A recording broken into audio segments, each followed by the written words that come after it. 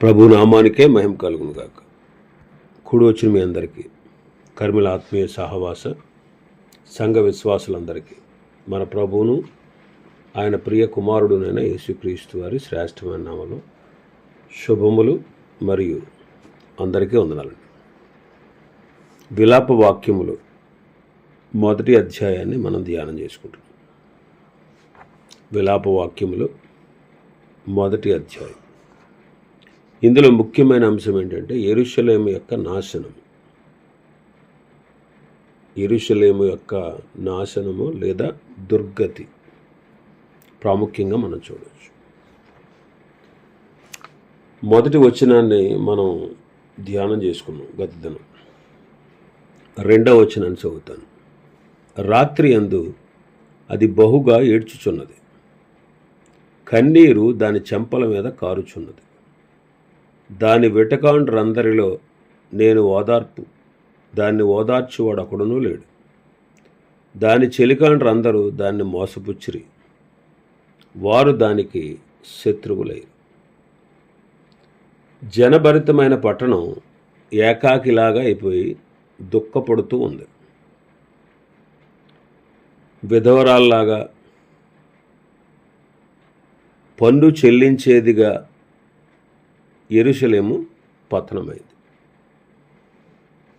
అన్యజనులలో ఒకప్పుడు ఘనతకెక్కినటువంటి ఆ దేశం, సంస్థానాలలో రాజకుమార్తె లాంటి ఆ దేశం ఇప్పుడు దుఃఖాక్రాంతమై ఏకాకి అయి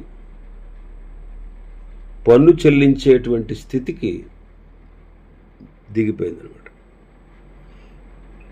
రెండవ వచనంలో మనం చూస్తే రాత్రి యందు అది బహుగా ఏడ్చుచున్నది, కన్నీరు దాని చెంపల మీద కారుచున్నది. రాత్రి యందు అది బహుగా దుఃఖించుచున్నది. ఎక్కడ దుఃఖిస్తుంది?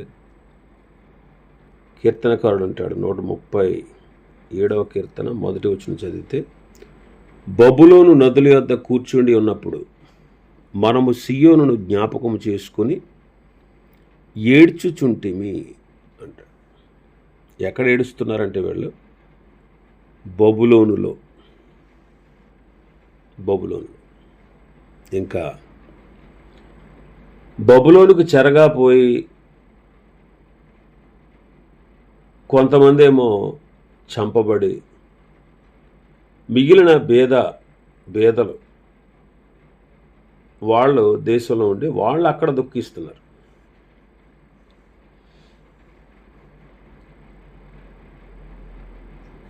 బబులోను రాజు యొక్క సేవకుడు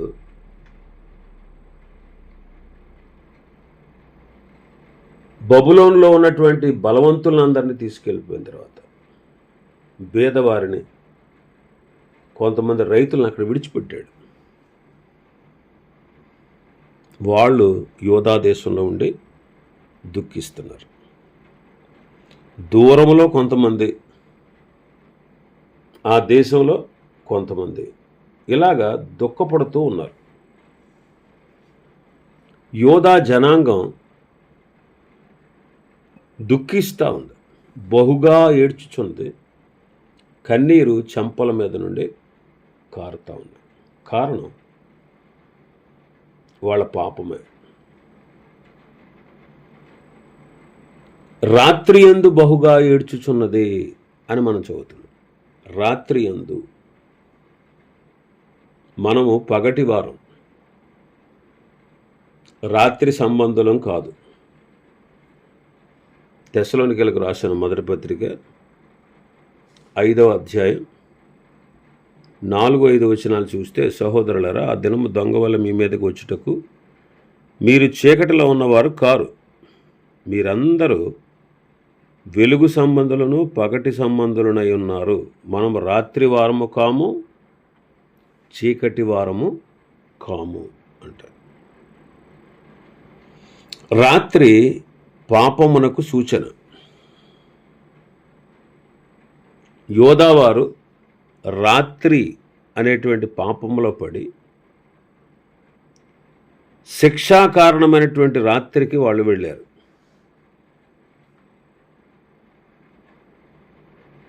అయితే మనం ఎవరం అంటున్నాడు భక్తుడు? మనం పగటి వారము, వెలుగు సంబంధులు. ఇప్పుడు ఇది చీకటి కాలం, చీకటి గతిస్తూ ఉంది, వెలుగు రాబోతూ ఉంది. అంటే యేసుక్రీస్తు ప్రభు వారు శరీరధారిగా వచ్చి సిలువలో మరణించి మన కొరకు బలి అయి సమాధి చేయబడి తిరిగి లేచి పరలోకానికి వెళ్ళిపోయిన కాలం నుంచి ఆయన మరలా రెండవసారి వచ్చేంత వరకు కూడా భూమి మీద అంతా కూడా చీకటి కాలమే. రాత్రి చాలా గడిచిపోయింది, వెలుగు రాబోతా ఉంది.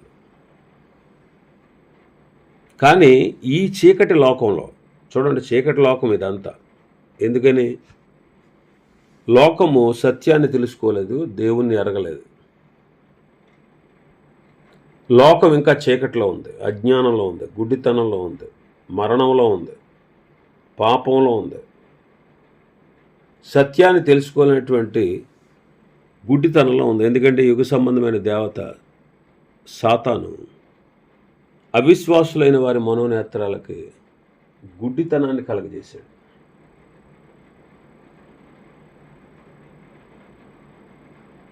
కాబట్టి ఇది చీకటి కాలం, చీకటిలో ఉన్నాం. మనం కూడా చీకటి కాలంలో ఉన్నాం, కానీ చీకటి సంబంధులం కాదు, వెలుగు సంబంధులు. మరి అందుకే మనం మన క్రియలని ప్రకాశింపచేయాలి. మత్తయి సువార్త 6వ అధ్యాయంలో ప్రభు చెబుతారు. మత్తయి సువార్త 5వ అధ్యాయంలో 16వ వచనాన్ని చదివితే, మనుష్యులు మీ సత్క్రియలను చూచి పరలోకమందున్న మీ తండ్రిని మహిమపరుచునట్లు వారి ఎదుట మీ వెలుగు ప్రకాశింపనీయుడి. మీ వెలుగు ప్రకాశింపనీయుడి. వెలుగు ఎక్కడ ప్రకాశిస్తుంది? చీకటిలో ప్రకాశిస్తుంది. చీకటిలోనే వెలుగు స్పష్టంగా కనబడుతుంది. అలాగే ఈ లోకంలో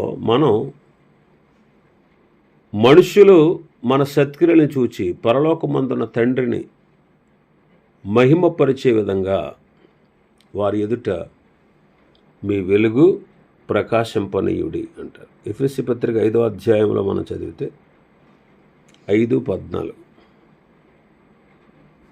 13-14 వచనాలు చదువు. సమస్తము ఖండింపబడి వెలుగు చేత ప్రత్యక్షపరచబడును. ప్రత్యక్షపరుచున్నది ఏదో అది వెలుగే కదా. అందుచేత నిద్రించుచున్న నీవు మేల్కొని మృతులలో నుండి లెమ్ము, క్రీస్తు నీ మీద ప్రకాశించునని ఆయన చెప్పుచున్నాడు. నిష్ఫలమైన అంధకార క్రియల్లో మనం పాలువారమే ఉండకుండా దాన్ని ఖండించాలి.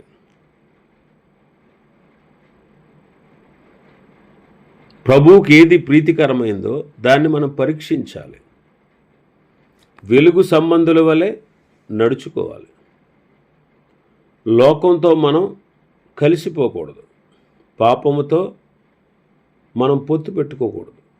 మనం క్రీస్తు సంబంధులు, ఆయన పిల్లలం మనం. కాబట్టి ఆయనకి ఏది ప్రీతికరమైందో దాన్ని మనం పరీక్షించి వెలుగు సంబంధుల్లాగా నడుచుకోవాలి. నిష్ఫలమైన అంధకార క్రియల్లో పాలివారమై ఉండకుండా వాటిని ఖండించాలి.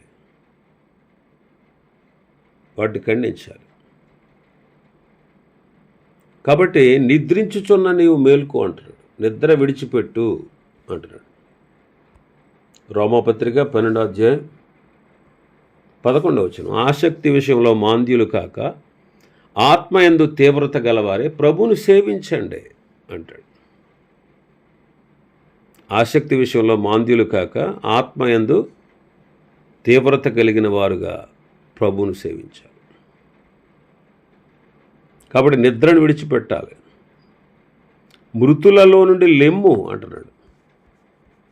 మృతులలో నుండి లెమ్ము అంటున్నాడు.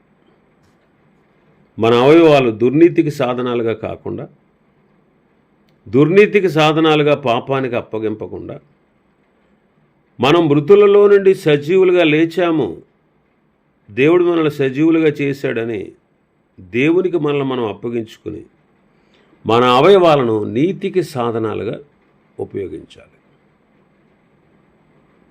వెలుగై ఉన్నటువంటి క్రీస్తును మనం ఈ లోకంలో ప్రదర్శించాలి.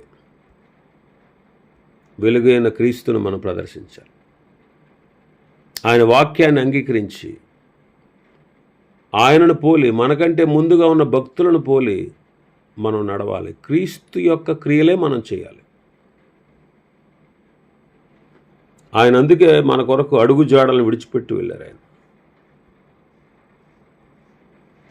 మన కొరకు ఆయన బాధపడి మనం ఆయన అడుగు జాడల్లో నడుచుకునేటట్లుగా మనకు మాదిరించి వెళ్ళాడు. ఆయన పాపం చేయలేదు, ఆయన నోట ఏ కపటం లేదు, ఆయన దూషింపబడి బదులు దూషించలేదు, ఆయన శ్రమ పట్టబడి కూడా బెదిరించలేదు. న్యాయముగా తీర్పు తీర్చే దేవునికి తను తాను అప్పగించుకున్నారు. కాబట్టి క్రీస్తును పోలి, క్రీస్తుకు ఏది ఇష్టమో అదే చేస్తూ, ఆయన ముందుగా మన కొరకు మనల్ని సత్క్రియలు చేయుటకు సిద్ధపరిచి ఉంచారు కనుక ఆయన కోరిన విధంగా మనం జీవించాలి. ఆయన కోరిన విధంగా. ఇంకా మనం చూస్తే మన భాగంలోకి వస్తే 1వ అధ్యాయం 2వ వచనాన్ని మనం చదివితే, బి పార్ట్, దాని వెటకాండ్రందరిలో దానిని ఓదార్చువాడు ఒకడనూ లేడు. దాని చెలికాండ్రందరూ దాన్ని మోసపుచ్చిరి, వారు దానికి శత్రువులేరు. దాని వెటకాండ్రులో ఓదార్చువారు లేరు. అంటే ఇశ్రాయేలీలను ఓదార్చేవారు లేరు. వెటకాండ్రు ఎవరు వీళ్ళు? ఈ వెటకాండ్రు యెహెజ్కేలు గ్రంథం 16వ అధ్యాయం 26వ వచనం. మరియు నీ వస్త్రములో కొన్ని తీసి చిత్రముగా అలంకరింపబడిన ఉన్నత స్థలమును ఏర్పరిచి వాటి మీద పండుకొని వ్యభిచారము చేసేటివి. అట్టి కార్యములు ఎంత మాత్రము జరగకూడనివి, అట్టివియు ఇక జరగవు. ఇంకా 28-29 వచనాలు మనం చదివితే 28-29, అంతటితో తృప్తినందరగా అశ్షూరు వారితోనూ నీవు వ్యభిచరించితివి, వారితో కూడి జారత్వం చేసినను తృప్తి పొందకపోతివి. కనాను దేశం మొదలుకొని కల్దీయ దేశం వరకు నీవు బహుగా వ్యభిచరించినను నీవు తృప్తి నొందలేదు. వెటకాండ్రు అంటే ఇశ్రాయేలీలు ఎవరితో అయితే స్నేహం చేసి వాళ్ళ విగ్రహారాధనను అనుసరించారో ఆ విగ్రహారాధనను దేవుడు వ్యభిచారంతో పోలుస్తూ ఏ దేశం యొక్క బొమ్మలకు దేవతలకు వీళ్ళు మొక్కారో ఆ దేశస్తుల్ని వెటకాండ్రు అన్నాడు. మరి ఎవరు ఈ వెటకాండ్రు? ఒకటి ఐగుప్తు, రెండవది అశ్షూరు, మూడవది కల్దీయ దేశం. వ్యభిచారము అంటే విగ్రహారాధన. వ్యభిచారం అంటే ఏంటి? విగ్రహారాధన.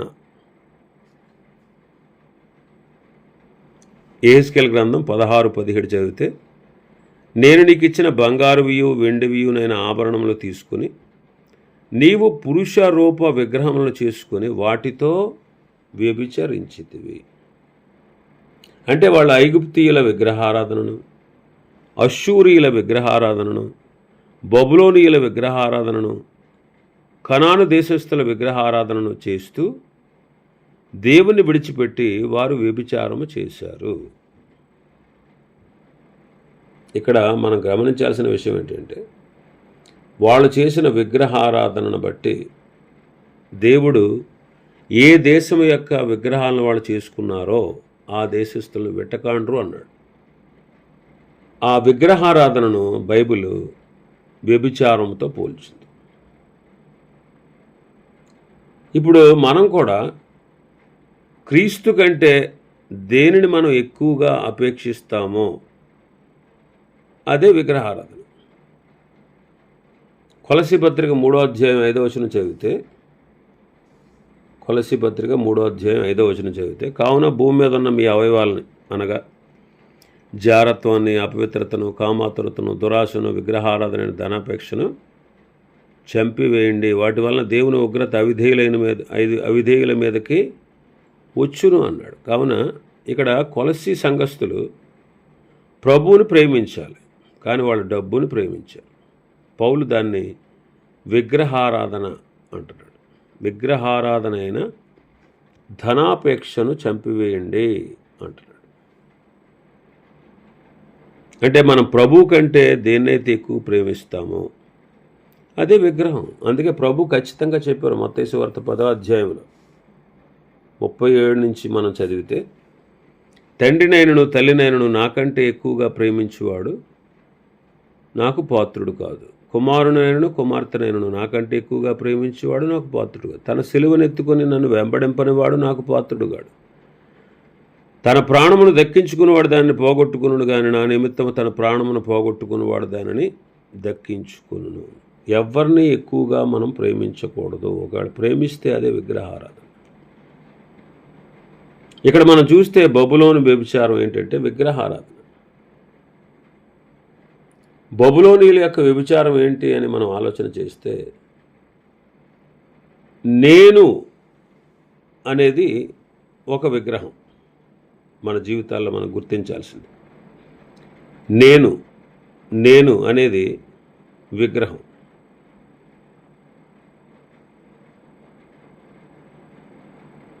నేను అనేటువంటి ఈ దుర్లక్షణం మనలో ఉంటే అది విగ్రహారాధన. నేను అనేది మనలో కానీ సంఘంలో కానీ ప్రవేశింపకూడదు.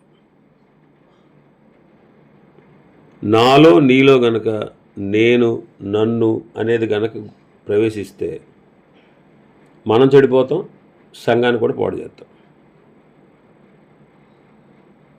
పౌలు ఈ నేను అనేటువంటి దాన్ని నేను కాదు క్రీస్తే అన్నాడు. నేను కాదు క్రీస్తే అన్నాడు. నేనేమై ఉన్నాను అది దేవుని కృప వల్ల అయి ఉన్నాను అని చెబుతూ, నేను ప్రయాసపడింది నేను కాదు, నాలో ఉన్న క్రీస్తే అన్నాడు. మరి మన క్రీస్తు ఎవరు? సాత్వికుడు, దీన మనసు గలవాడు. కాబట్టి ఇక్కడ ఈ వ్యభిచారం అంటే ఏంటంటే విగ్రహారాధన.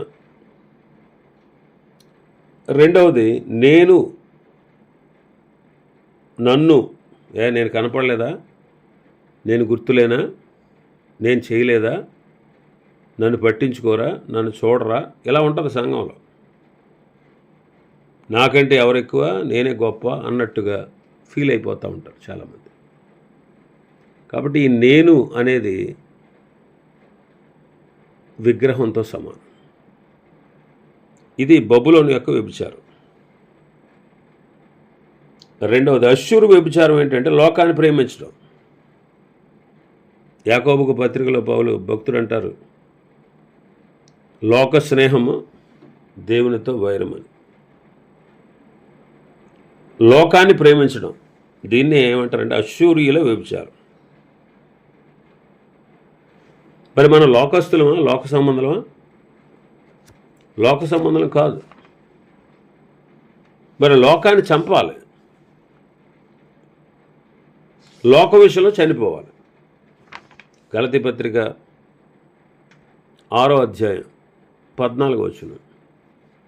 అయితే మన ప్రభువైన యేసుక్రీస్తు సిలువ తప్ప మరి దేని యందు అతిశయించడం నాకు దూరమవును కాక, దానివల్ల నాకు లోకమునకు నేనును సిలువ వేయబడి ఉన్నాను. లోకం. ఐగుప్తీయుల వ్యభిచారం ఏంటంటే దేహం, మన దేహాన్ని అనుసరించడం, దాన్నే శరీరాన్ని అనుసరించుట అంటారు. శరీర సంబంధులు సంఘంలో ఉంటారు. కొరింథీ సంఘం అదే, శరీరానుసారంగా ప్రవర్తిస్తున్నారు వాళ్ళు. అందువల్ల అసూయలు, కలహాలు వాళ్ళ మధ్యలో ఉన్నాయి. కాబట్టి శరీరాన్ని చంపాలి, శరీరాశలను చంపాలి. అసూయ, కలహం ఇవన్నీ చావాలి.